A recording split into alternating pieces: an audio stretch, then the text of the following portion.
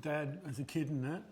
I remember when I was a young bloke, we used to live in Brooklyn, and Dad was involved with the Footscray Footy Club, and I was always down there. We used to be out after training having a kick with Teddy Whitten Jr. and during a game we'd be out there having a kick, and Dad would be coming out of the night time dark looking for us, yelling and screaming, and so I'd have to say Dad.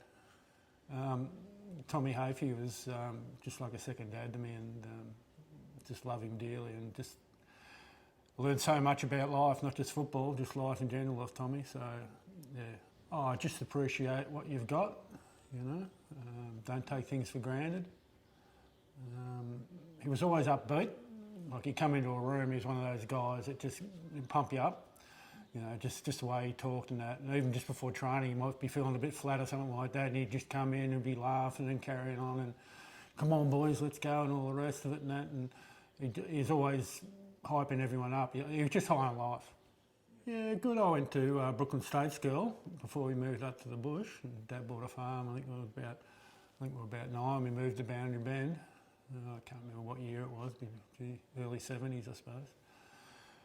Went to Rumvale High School, Rumvale Consolidated School first, and then went to Rumvale High School, and probably 2 or 3 years there. And then Richmond recruited me when I was 15, so I come down pretty young, and they put me through Melbourne High.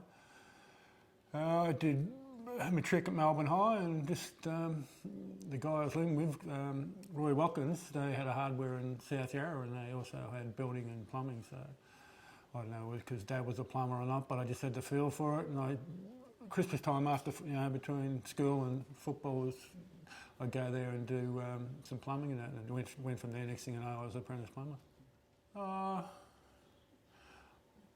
I'd say mid-range, you know.